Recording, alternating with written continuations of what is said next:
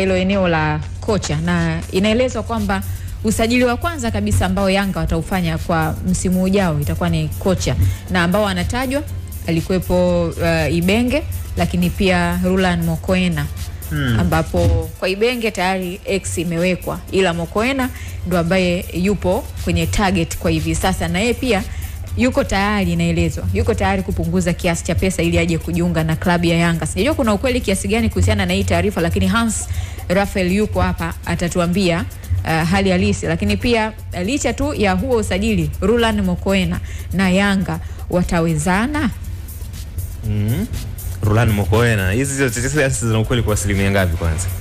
Maana yule jamaa yule expensive kweli kweli. Yanga wako kwenye msako wa kocha. Kwa sababu Melody Hamdi hatakuwa kocha wa Yanga msimu ujao, na choice ya kwanza ya Yanga alikuwa ni kocha wa Orlando Pirates ambaye ameelekea Al Ahly Cairo. Unajua wenzetu wana pesa, yani wewe unaweza kuwa unamapproach mtu, unamapproach lakini hauna pesa ya kumpa ambaye anaitaka, and then wakaja watu wenye mahusiano hayo, watu wenye mzigo wakamchukua. So yule pale aishachukuliwa, so ikabidi waangalie sasa kwenye plani inayofuata kwamba tuna nani mezani. Ndo hapo ikaja jina la Ibenge na Mokoena ambaye kwa sasa ni kocha huru baada ya kuachwa na Wydad Casablanca. Sasa kwa Ibenge shida imekuja kwamba watu ni kama hawana imani naye kutokana na mahusiano aliyokuwa nayo na Simba na Simba ya watu wanaenda mbali zaidi, wanasema huyu mtu amewahi kuja hadi kwenye mkutano mkuu wa Simba. Nadhani watu wanaujua vizuri mpira wa Tanzania. Sure. So kwa taarifa nilizokuwa nazo sasa juzi ni kwamba Yanga walikuwa kwenye mazungumzo ya moja kwa moja na Mokoena, na wako serious kuhakikisha kwamba wanamwajiri, na timu za Tanzania tayari zimeonyesha hizo muscles za kuchukua wachezaji makocha wakubwa barani Afrika. Tunakumbuka misimu miwili iliyopita, kama sio msimu mmoja, Simba walienda wakamchukua kocha mkubwa kabisa kutoka Algeria, ambaye alikuwa analipwa mshahara mkubwa sana, Benchika. So hiyo power iko pale, na Yanga wanahitaji kupata kocha kabla ya usajili wa mchezaji yoyote. Yani inawezekana tunahesabu kipindi wapate kocha hata kabla msimu hujaisha kifupi. Kabla, yani kama ilivyokuaga kwa Nabi kwamba tunamleta kabla msimu kuisha, aje angalie wachezaji waliokuepo, and then atupe tathmini kwamba watu gani angetamani kubaki nao na wachezaji gani angetamani waondoke. Kwa hiyo inawezekana ndani ya wiki moja na nusu au wiki tukasikia taarifa kwamba Yanga wamemtangaza kocha mpya. Kwa nini wanaachana Melody? Kwa taarifa iliyokuepo mpaka juzi, jina ambalo lilikuwa liko juu pale ni la Mokoena, kocha wa zamani wa Mamelodi Sundowns na Wydad Casablanca. Kuna swali la Sharafu ameuliza hapo, kwa nini wanaachana na Melody Hamdi? Melody alipewa mkataba wa miezi 6. Performance yake ni nzuri, na kwenye mechi zote ambazo amesimama, kwenye mechi 13 ameshinda, mechi 12 ametoa sare moja, timu inafunga. Hawajaridhika naye. Na maana nikakwambia Ikangalombo hata kikiwasha Yanga na wafahamu, hata kikiwasha kama Prime Ronaldo kakana chana naye. So hauna imani na, yani unahisi bado kuna kitu kinalaki kutoka kwa Melody? Binafsi naiona Yanga ambayo inashinda mechi nyingi sana, lakini kuna Yanga ambayo imewahi kupita siku za nyuma, sio hii Yanga ya sasa hivi. Yani nikizungumzia Yanga ya msimu uliopita ya Miguel Gamondi, top coach, Yanga ya mtu kama Nabi, ni Yanga ambayo ilikuwa inacheza expansive football, ni Yanga ambayo wachezaji wake walikuwa wanakimbia distance uwanjani, yani umbali mrefu kweli kweli.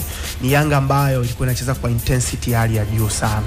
Lakini binafsi nikitazama hii Yanga ya Melody inashinda ni kweli, lakini bado hauioni ile intensity. Unajua ile Yanga ya msimu uliopita ya Gamondi alikuwa anawaambia wachezaji, pata mpira achia mpira, pata mpira achia mpira. Ndio maana ile Yanga jinsi inavyoanza mechi inaanza kwa intensity ambayo imewazidi wapinzani, and then second half ungetarajia watu washuke, Yanga wanapandisha zaidi. Ndio maana timu nyingi msimu uliopita zimefungwa sana kipindi cha pili na Yanga. Yani magoli 5 yalikuwa yanapatikana zaidi kipindi cha pili. Ni kwa sababu wachezaji walikuwa fit kweli kweli. Sasa hii Yanga ya Melody Hamdi, binafsi naona bado wachezaji wa Yanga ni kama wanakosa fitness. Yani fitness yao bado sioni kwa 100%. Kwa hiyo lakini ndio ndio Yanga inazidi kufunga sasa kila siku. Ni kweli, lakini binafsi mimi nadhani project ya Yanga wanaiangalia zaidi kimataifa. Yani huku kwenye ligi ya ndani Yanga wana uhakika kwamba wanaweza kupambana kwa namna yoyote wakachukua ubingwa, lakini unakwenda huko kimataifa unakutana na timu ambazo ziko strong kweli kweli, na ndio kitu ambacho pia kimewatafuna hata msimu huu. Wachezaji hawako fit enough, unafanya nini? Kwa hiyo nadhani hata Yanga hilo jambo wameliona kwamba tuko na Hamdi, ni kweli unashinda mechi, lakini tunahitaji kupata kocha, na taarifa ambazo niko nazo, kocha atakayekuja anakuja na kila kitu amekamilika, kuanzia fitness coach, video analyst, kila kitu. Yani lile benchi la ufundi, kocha atakayekuja atakuja akiwa yuko full zaidi. Kwa hiyo hata huyu mwalimu wa viungo aliyekuepo sasa hivi Yanga watu wanamla kichwa, wanapita naye. Umeona? Kwa hiyo hii inakuonesha moja kwa moja kwamba kwenye timu bado kuna kitu ambacho kina lack. That's why Yanga wameangalia zaidi kwenda kwa hao top coaches barani Afrika. Mokwena ukimtaja ni top coach, Ibenge ni top coach, huyo wa Orlando Pirates ambaye ameelekea Cairo, top coach. Unaona Orlando jinsi wanavyocheza mpira, unaona energy waliokuwa nayo. Ndivyo vitu ambavyo Yanga wanavihitaji zaidi. Okay. Sawa, lakini yasije yakaja kuwa ya tofauti kwa sababu kama timu inapata magoli, inafanya vizuri, kila mechi inashinda kwa margin kubwa magoli, bidi kidogo muache bana. Wewe unatamani mirudi abaki? Mimi ana shida yote kaka, baba wa watu. Hamna kocha. Au ile kwa ni kocha wa Mungu. Yaani kwa nini wewe kumbe Hans? No, listen. Mimi niliwahi kuzungumza kwenye mic hapa mkanihoji. Taarifa za ndani zinaeleza kazi kubwa inafanywa na kocha msaidizi ambaye ni technical bench pia. Kwa bado una uhakika na hicho kitu? Kaka, kwa taarifa ambazo nimezipata. Lini tena? Ni jana tu hapa nimetoka kuzungumza na mtu yuko pale kati Chimbo pale. Ananiambia kwamba hata kikosi mara nyingine anapanga yule kocha. Kwa hiyo hivi kaka, ni uongozi gani ambao utakuja kutemana na kocha ambaye timu ina perform, inafunga magoli, inaongoza ligi, alafu amue kuachana naye tu? Afu mwisho wa siku sasa hilo swali Evans, imagine tuseme Melody na Abdelhamid Molin anapanga kikosi. Kwa nini asipewe timu? Yaani unajua mwenyewe ndo unachojiuliza. Pia ana uzoefu mimi. Yaani mimi mwenyewe ndo ninachojiuliza. Ana uzoefu Yanga lakini ni mzoefu wa ukocha. Kama unaweza michuano mikubwa unaweza kutengenezea watu timu ambayo inaweza kushinda. Why usipewe timu?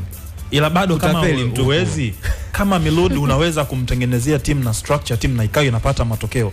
Kwa nini asiendelee kuwepo?